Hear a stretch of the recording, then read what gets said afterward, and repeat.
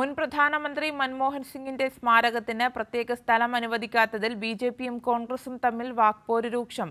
രാജ്യത്തിനു വേണ്ടി പതിറ്റാണ്ടുകളായി സേവനമർപ്പിച്ച മുൻ പ്രധാനമന്ത്രിയോട് കേന്ദ്ര സർക്കാർ ബോധപൂർവം അനാദരവ് കാണിക്കുകയാണെന്ന് കോൺഗ്രസ് ആരോപിച്ചു. അതേസമയം കോൺഗ്രസിന്റെ മുൻ പ്രധാനമന്ത്രി നരസിംഹറാവുവിന്റെ സ്മാരകം നിർമ്മിക്കുന്നതിലെ കോൺഗ്രസിന്റെ വീഴ്ചയും ബിജെപി ചൂണ്ടിക്കാട്ടി. അന്തരിച്ച മുൻ പ്രധാനമന്ത്രി ഡോക്ടർ മൻമോഹൻ സിംഗിന്റെ സ്മാരകം സംബന്ധിച്ച ആരോപണത്തിൽ ബിജെപിയും കോൺഗ്രസും തമ്മിൽ പോരു രൂക്ഷമാവുകയാണ്.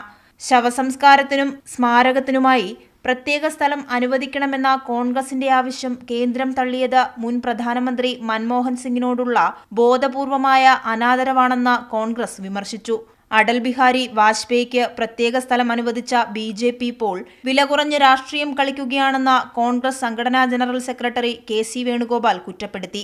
മൻമോഹൻ സിംഗിന്റെ നിലവാരത്തിൽ അദ്ദേഹത്തിന്റെ ഔന്നത്യത്തിന് ഒത്ത ഒരു ഫ്യൂണറൽ ചടങ്ങ് നടത്താനുള്ള അനുവാദം അവർ തന്നില്ല എന്നുള്ളത് ഏറ്റവും സങ്കടകരമായിട്ടുള്ള കാര്യം തന്നെയാണ്.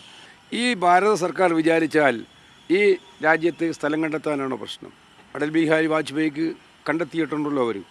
എന്തിനു വേണ്ടിയിട്ടാണ് ഈ ഇത്തരം പെറ്റി പൊളിറ്റിക്സ് കളിക്കുന്നവർ?